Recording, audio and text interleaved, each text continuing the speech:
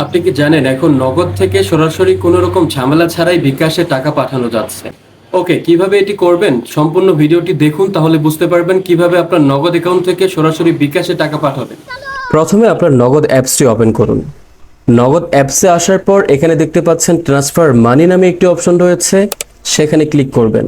এরপর এখানে দেখতে পাচ্ছেন মোবাইল ওয়ালেট নামে একটি অপশন রয়েছে, সেটিতে ক্লিক করুন। এখন উপরে যে অপশনটি দেখতে পাচ্ছেন সেখানে যে বিকাশ অ্যাকাউন্টে টাকা পাঠাতে চাচ্ছেন সেই বিকাশ অ্যাকাউন্ট নাম্বারটি লিখে দিন। ওকে, নাম্বার দেওয়া হয়ে গেলে নিচে দেখতে পাচ্ছেন যে টিক মার্কটি রয়েছে, এখানে ক্লিক করবেন। এরপর এখান থেকে আপনাদেরকে মাধ্যম সিলেক্ট করতে হবে। যেহেতু আমরা নগদ থেকে টাকা বিকাশে পাঠাবো তাই এখানে বিকাশ অপশনটি সিলেক্ট করে নেবেন।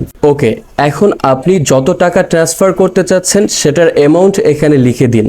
অ্যামাউন্ট দেওয়া হয়ে গেলে নিচে থাকা এগিয়ে যান অপশনে ক্লিক করুন। এরপর একটি নতুন ইন্টারফেস আসবে। এখানে রেফারেন্স নামে একটি অপশন দেখতে পাচ্ছেন, এখানে আপনি যে কোনো কিছু লিখতে পারেন। আমি এখানে শুধু 1 লিখে দিচ্ছি। এরপর নিচে দেখতে পাচ্ছেন পিন নামে একটি অপশন রয়েছে, এখানে আপনার নগদ অ্যাকাউন্টের পিন নাম্বার লিখে দিন। এরপর নিচে পরবর্তী অপশনে ক্লিক করুন। এখন দেখতেই পাচ্ছেন টাকা পাঠানোর শেষ ধাপ চলে এসেছে। এখানে যেভাবে সাধারণত টাকা পাঠানোর সময় ট্যাপ করে ধরে রাখেন ঠিক সেভাবেই ধরে রাখুন। বেশ, আপনার টাকা নগদ অ্যাকাউন্ট থেকে বিকাশ অ্যাকাউন্টে ট্রান্সফার হয়ে গিয়েছে। আমার ফোনে অলরেডি কনফার্মেশন SMS চলে এসেছে। এখন যদি আমি বিকাশ অ্যাপে গিয়ে দেখাই তাহলে দেখতে পাচ্ছেন লেনদেন অপশনে আমার নগদ থেকে 100 টাকা ট্রান্সফার হয়েছে। তো এভাবেই খুব সহজেই কোনো ক্যাশ আউট ছাড়াই নগদ থেকে আপনার বিকাশে সরাসরি টাকা পাঠাতে পারবেন।